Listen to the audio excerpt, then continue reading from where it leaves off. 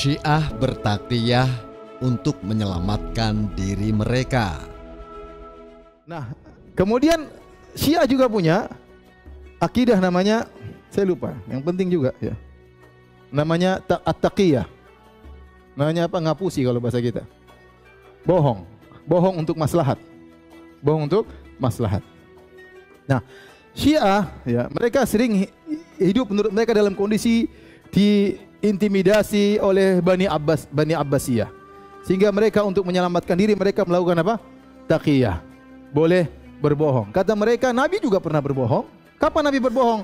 Kata mereka waktu Abdullah bin Ubay bin Salul, gembong orang-orang munafik, meninggal dunia, maka Nabi SAW datang untuk menyolatkan mayat Abdullah bin Ubay bin Salul, dan itu ada dalam Sahih Bukhari dan yang lainnya. Ya, waktu Nabi sholat, kemudian Nabi ditegur oleh Allah Subhanahu Wa Taala. Wala tusalli ala ahadin minhum mata abada. Nabi berisyad dan Nabi salah ditegur oleh Allah Subhanahu Wa Taala. Kata mereka, Nabi waktu sholat, Nabi sholat tapi Nabi dalam doanya, ya Allah laknatlah si dia ini, laknatlah si dia. Jadi Nabi seakan-akan sholat padahal dia melaknat siapa? Abdullah bin Ubay bin Salul. Jadi Nabi bertaqiyah, para sahabat tidak tahu ternyata Nabi maki-maki siapa? Abdullah bin Ubay bin Salul. Dalam kitab Al-La'aliyul Bahiyah karya Al-Syekh, salah satu ulama Wahabi, jilid 2, terbitan Darul Ashimah, cetakan pertama tahun 2010 halaman 606. Al-Syekh berkata, telah ditetapkan dalam hadis yang sahih bahwa Nabi Shallallahu Alaihi Wasallam bersabda, barang siapa yang mentaati pemimpin, maka dia telah mentaatiku, dan barang siapa yang menentang pemimpin, maka dia telah menentangku. Ahlus Sunnah berpendapat, ketaatan yang dimaksud di sini mencakup perkataan, amal, dan keyakinan.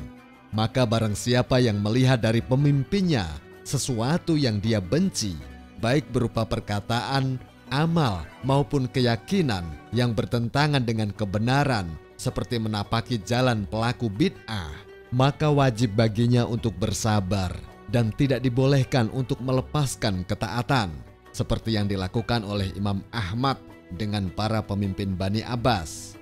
Apa mungkin seorang Ahmad bin Hambal akan diam melihat kemungkaran yang dilakukan oleh para pemimpin yang zalim?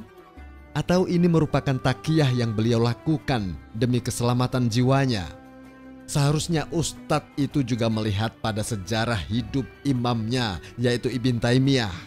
Mari kita lihat fatwa Ibn Taimiyah tentang permasalahan tawasul.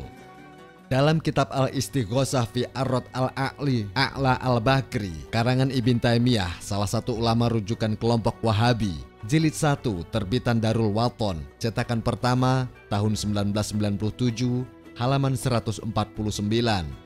Ibn Taimiyah berkata, mereka meyakini bahwa tawasulnya seorang buta dan para sahabat kepada Nabi Shallallahu Alaihi Wasallam di masa hidupnya bermakna sumpah dengan kedudukan beliau Shallallahu Alaihi Wasallam.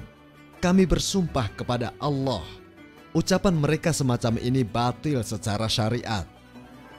Di sini sangat jelas dan gamblang bahwa Ibn Taimiyah menolak keras tawasul dengan zat atau kedudukan Nabi Shallallahu Alaihi Wasallam. Namun, mari kita lihat apa yang dilakukan oleh Ibn Taimiyah dalam keadaan darurat. Dalam kitab Al-Bidayah wa An-Nihayah karya Ibn Katsir, salah satu ulama Ahlus Sunnah, jilid 18, terbitan Hajar, cetakan pertama tahun 1998, halaman 74 dan 75. Ibn Katsir berkata, Al-Barzali berkata bahwa pada bulan Syawal, kelompok Sufi di Qahiroh telah melaporkan Syekh Ibn Taimiyah kepada penguasa karena pernyataannya tentang Ibn Arabi dan selainnya. Maka urusan tersebut dikembalikan kepada hakim yang bermadzhab Asy-Syafi'i. Kemudian disiapkan majelis untuk Ibn Taimiyah dan Ibn Atham menuduhnya dengan beberapa hal. Kemudian Ibn Taimiyah berkata, tidak boleh minta pertolongan selain kepada Allah. Juga tidak boleh minta pertolongan kepada Nabi yang sifatnya ibadah. Akan tetapi dibolehkan bertawasul melalui Nabi Shallallahu Alaihi Wasallam dan meminta pertolongan kepada Allah melalui beliau Shallallahu Alaihi Wasallam. Kami tegaskan, akan tetapi dibolehkan bertawasul melalui Nabi Shallallahu Alaihi Wasallam dan meminta pertolongan kepada Allah melalui beliau Shallallahu Alaihi Wasallam.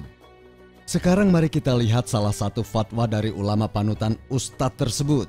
Dalam kitab Fatawa Warosail karya Syekh Muhammad bin Ibrahim Al-Useh, salah satu ulama Wahabi, terbitan Matba'ah Al-Hukumah bi Makkah Al-Mukarramah, cetakan pertama tahun 1399, jilid 2, halaman 298. Karena pertanyaannya panjang, kami ringkas bahwa Al-Useh ketika ditanya, bolehkah menjadikan seorang yang berakidah Asy'ariyah sebagai imam dalam sholat? Jawab Al-Useh, tidak boleh menjadikan pelaku bid'ah sebagai imam dalam sholat. Namun pada kenyataannya, masih banyak pengikut Al-Useh yang menjadi makmum bagi kelompok Asy'ariyah. Bukankah ini merupakan taqiyah?